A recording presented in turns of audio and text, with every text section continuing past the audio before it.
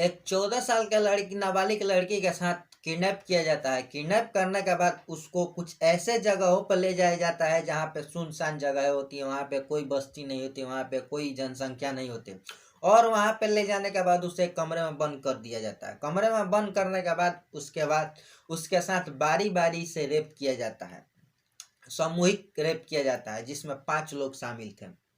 आगे की घटना क्या है, आगे की सच्चाई क्या है, जानने के लिए आप हमारे साथ वीडियो में एंड तक बने रहें। तो नमस्कार, आप देख रहे हैं क्राइम संस्टर। अगर आप हमारे इस वीडियो को फेसबुक पेज पे देख रहे हैं तो फॉलो कर लीजिएगा, और यूट्यूब चैनल पे देख रहे हैं तो सब्सक्राइब कर लीजिएगा। तो चलिए चलते हैं, जानते हैं आज का घटना क्या है। आज की जो सच्ची घटना है वो बिहार की राजधानी पटना की है, जहां पर एक 14 साल की लड़की अपने कोचिंग करने जाती है, जो कि 8वीं कक्षा में पढ़ने वाली थी। वो अपने कोचिंग करने जाती है, शाम को करीब 3 बजे घर से निकलती है। अपने परिवार वालों को बोल के निकलती है कि आज मेरा क्लासेस थोड़ा ज़्यादा है, हमें आने में लेट हो सकता है। तभी वहीं के रहने वाले, उसी गांव के रहने वाले उसको एक लड़के ने फ़ोन करके बुलाता है कि तुम कोचिंग जा रही हो तो आओ, मैं तुम्हें छोड़ दूंगा, मैं भी उधर ही जा रहा हूँ। जो कि लड़की थी कि अपने गांव से 5 किलोमीटर की दूरी पर जाकर क्लास किया करती थी, कोचिंग किया करती थी। को बुलाता, उसी की गांव के रहने वाला था और उसका नाम शायद गोलू था। वो जानती थी, उसको पहचानती थी, इसलिए वो उसके साथ ऑटो में बैठ गई। जब ऑटो में बैठ जाती तो उसी ऑटो में वो लोग 5 लोग बैठे हुए थे। एक 4 लोग थे और एक ड्राइवर था। पहला तो गोलू था जिसका उम्र लगभग 18 साल का था। दूसरा प्रमोद कुमार था जिसकी उम्र लगभग 20 साल का। तीसरा मनोज कुमार था जिसका उम्र लगभग 18 साल का था। चौथा सुरवीर था जिसका उम्र लगभग 22 साल का था, और एक ऑटो ड्राइवर भी शामिल था। लड़की को लेके एक सुनसान इलाके में पहुंचते हैं तो लड़की वहां पे बोलती है कि गोलू, हमारा तो कोचिंग इधर नहीं है, तुम इधर रूट में कहाँ ले जा रहे हो, इधर हमारा रास्ता नहीं है, हमें पटना ले चलो जहाँ पे वो कोचिंग करती थी। हनुमान मंदिर इलाके के पास वो कोचिंग किया करती थी। तो गोलू जो होता है वो ऑटो ड्राइवर को बोलता है, तो ऑटो ड्राइवर बोलता है कि भाई मुझे थोड़ी देर यहाँ पे काम है 5 मिनट की, मैं वहाँ चलता हूँ, उसके बाद फिर मैं रिटर्न उधर जाऊँगा। इतना बातें सुनने के बाद लड़की घबरा जाती है, चौंक जाती है। तो जो गोलू था उसको तसल्ली देता था कि ऐसा कुछ बात नहीं, हम है ना। उसके बाद वहां पे ले जाने के बाद लड़की को क्या करते हैं, कमरे में बंद कर देते हैं। कमरे में बंद करने के बाद उसके साथ छेड़छाड़ किया जाता है, उसके साथ दरिंदगी की जाती है, उसके साथ बारी बारी से रेप किया जाता है। ये सारी चीज़ों को जब वो सहन करती है, जब वो बर्दाश्त करती है, तो अब वो तो करे तो क्या करे, तो एक कमरे में बंद हो चुकी थी। और इधर उसका फैमिली वालों ने परेशान हो चुके थे, क्योंकि काफ़ी समय बीत चुका था, अभी तक उसका बेटी जो थी वो घर नहीं आ पाई थी। उसका फैमिली वालों ने जहाँ तहाँ फ़ोन करना शुरू कर दिया, पूछताछ करना शुरू कर दिया, लेकिन कहीं से कोई उसको रिप्लाई नहीं मिला। वहीं पे फैमिली वाला परेशान होकर क्या करते हैं, वहीं के पास के पुलिस स्टेशन में जाते हैं और उसके नाम कंप्लेन करते हैं कि हमारी बेटी शाम को 3 बजे कोचिंग करने गई थी, अभी तक रिटर्न वापस नहीं आई।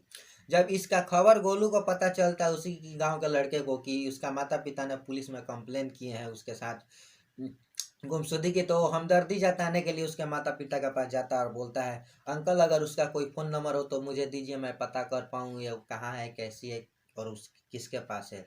हमदर्दी जताने के लिए वो लड़का जाता है, लेकिन उसके माता पिता बोलते हैं कि नहीं, ऐसा कोई बात नहीं है, हमने पुलिस को कंप्लेन कर चुके हैं, और मैं पुलिस के भरोसे भी नहीं हूँ, मैं अपना भी खुद का अपना छानबीन शुरू कर रहा हूँ, अपना जांच पड़ताल शुरू कर रहा हूँ। इतने बातें जब उसका लड़की का पिता का गोलू सुनता है तो गोलू घबराए सा हो जाता है। वो सोचता है कि मैंने कितना बड़ा गलत काम कर दिया, एक 14 साल की लड़की को किडनैप करके उसके साथ सामूहिक कार्यक्रम और सामूहिक बलात्कार किए हैं। हालांकि जो गोलू था उसी के गांव के रहने वाले थे।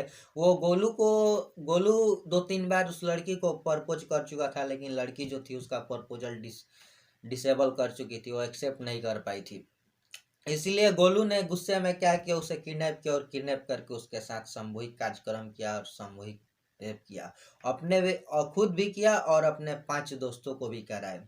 जब इसका खबर पुलिस वालों को लगती है तो पुलिस वालों छानबीन शुरू कर देता है। दूसरी तरफ ये थी कि जब गोलू को पता चलता है कि उसका पिताजी कंप्लेन कर चुका है, तो अगले दिन क्या करता है, जाता है लड़की के पास जिस कमरे में लड़की बंद थी, और उसको बोलता है कि आज तुम यहाँ से चली जाओ, इसके बाद हम तुमको यहाँ पे नहीं रखेंगे। और लड़की को डराता है, धमकाता है, बोलता है कि यहाँ पे जो कुछ भी हुआ, जो कुछ भी हम लोग तुम्हारे साथ किए, इसके बारे में किसी को मत बताना, वरना दोबारा किडनैप करके तुम्हें हम मार कर फेंक देंगे या मौत के घाट उतार देंगे। लड़की काफी डरी डरी सी थी, महसूस कर रही थी, अब वो करे तो क्या करे। फिर जो लड़की होती है वहां से कैसे तैसे करके अपना घर आती है। जब घर आती है तो उसका माता पिता काफ़ी परेशान हो गए थे, काफ़ी हैरान हो गए थे। वो पूछते थे तो कुछ बताने के लिए राजी नहीं होती है।